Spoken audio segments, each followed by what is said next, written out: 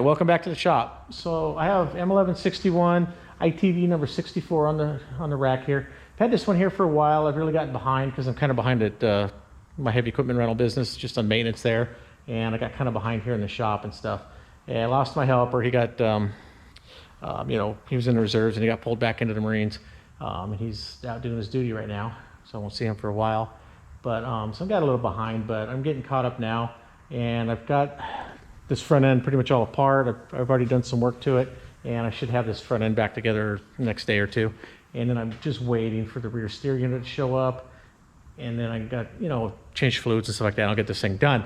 So let me show you some stuff I've got going on the front end here. And I've got something on the front CV axles that I want to show you. All right, so I'm changing the CV boots on this set of axles. They're on the front of this M1161. And this has the new style axles. I'm going to put a measurement here. So from the inside of the outer cup to the beginning of the spline, it's 11 and it's like 3/8 of an inch. And to the end, it's going to be 13 5/8 or maybe 13 11/16 long. If you notice, the original spline only went to here. And on these newer ones, they put a longer spline. And that way the star on that inner axle cup, let's see if this thing will slide on there. But anyways, they made it so that this star can slide farther. And I don't know if they made the shaft longer. I think they made it longer. And then they made it so that this could slide farther down so that, you know, the shaft can shorten enough. So they can make it longer so it won't have a problem of popping out of these cups if you overextend the suspension. And then with the extra, you know, having some travel on the spline, the star can slide in there so the shaft will get short enough. Because I think that was a problem. They couldn't make the shaft long enough because it would bind up in there. It wouldn't get short enough. And this was a fix that they did to make it, you know, like a compromise, so it can get short enough if it needs to. But it's longer so it won't break the cups when you get into, like if you have the suspension all the way up, or if you get into a, you know, situation where you have, you know, full travel on it and you go under a lot of power.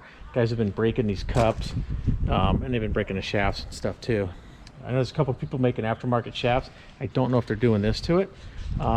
Also, here's a number on it for anybody that, in case you want to research it. See if that'll focus on it. The number is 12255-61608 Echo 6001. So anyways, that's, you can see it's a little fatter too. You can see that it fattens up right here, and I'm sure that doesn't do the same, so it stays fat all the way out to the outer one. So I've seen two other sets of these before, and we didn't get measurements on them before, but I think this was the fix for the problems that these had with the CVs. So hopefully that's it. I've got one guy that I've been in touch with up in Central California that's making axles. Looked like a really nice axle, but he had a shoulder on it so that star wouldn't have been able to slide in. But I'm going to talk to him and send him videos of this so that we can see if maybe he can make a shaft like this. I'd like to get a couple for mine, actually. I've been doing a lot of work to it. I put a new steering rack and servo system in it. It's got the whole new steering in it. I went to pull well, I was taking it apart to do the airbags and stuff, and the boots were shot on both lower A-arms, so I've changed those.